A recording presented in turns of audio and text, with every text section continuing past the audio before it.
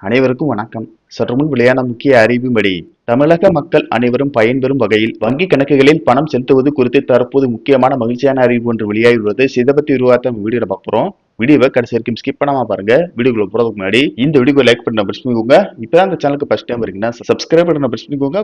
கூடவே bell icon பட்டனையும் press பண்ணிக்கோங்க. வாங்க வீடியோக்குள்ள போகலாம்.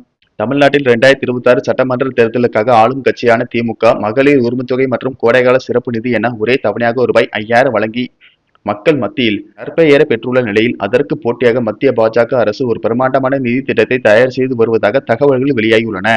தமிழக வாக்காளர்களின் கவனத்தை தன் பக்கம் ஈர்க்க பயனாளிகளின் வங்கி கணக்கில் நேரடியாக ரூபாய் 15000 வரை வரவைக்க டெல்லி மேலிடம் அதிரடி திட்டம் வகுத்து வருகிறது. சமீபத்தில் திருச்சிக்கு வருகை தந்த மத்திய உள்துறை அமைச்சர் அமித்ஷா தமிழக பாஜக நிர்வாகிகளுடன் நடத்திய ரகசிய ஆலோசனை கூட்டத்தில் இந்த விவகாரம் முக்கிய இடம் பிடித்ததாக தெரிகிறது. தமிழக அரசின் ரூபாய் 5000 திட்டம் பெண்களிடையே ஏற்படுத்தியுள்ள தாக்கத்தை முறியடிக்க வேண்டுமானால் அதைவிட பெரிய அளவிலான ஒரு நிதி உதவியை மக்களுக்கு நேரடியாக கொண்டு சேர்க்க வேண்டும் என மாநில நிர்வாகிகள் தரப்பில் வலியுறுத்தப்பட்டுள்ளது. அதை கவனத்தில் கொண்ட அமித்ஷா மத்திய அரசின் பல்வேறு நலத்திட்டங்களை ஒருங்கிணைத்து ஒரு மெகா தொகுப்பை வழங்க ஒப்புதல் அளித்துள்ளதாக கூறப்படுகிறது. மத்திய அரசின் கேஸ் மானியம், உர மானியம் மற்றும் பிரதமரின் கிசான் சம்மான் நிதி போன்ற பல்வேறு திட்டங்களின் கீழ் வழங்கப்படும் நிலுவைத் தொகைகளை ஒருங்கிணைத்து அவற்றை மொத்தமாக ரூபாய் 15000 பயனாளிகளுக்கு வழங்க ஆலோசிக்கப்பட்டு வருகிறது.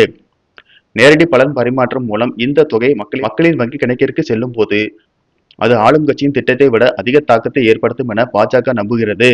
இது வெறும் தேர்தல் கால அறிவிப்பாக மட்டுமின்றி தமிழகத்தில் பாஜகவின் வாக்கு வங்கியை உறுதிப்படுத்தும் என கூறப்படுகிறது.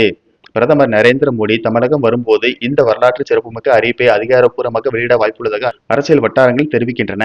தமிழகத்தில் வலுவான கூட்டணி அமைப்பதற்கும் அதிமுக மற்றும் திமுக ஆகிய திராவிட கட்சிகளுக்கு பலமான சவாலை அளிப்பதற்கும் அத்தகைய நிதி சார்ந்த அறிவிப்புகள் பாஜக அரசுக்கு கை கொடுக்கும் என எதிர்பார்க்கப்படுகிறது. இதனால் தமிழக மக்களின் வங்கி கணக்கில் ரூபாய் 15000 விரைவில் வர வைக்கப்பட உள்ளது.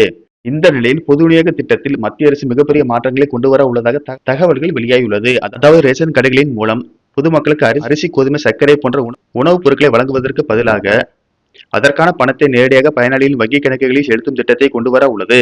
அதன்படி ஒரு மாதத்திற்கு ரூபாய் 1000 முதல் ரூபாய் 2500 வரை வங்கி கணக்குகளில் பணம் செலுத்தப்படும் என்று தகவல்கள் தெரிவிக்கின்றன.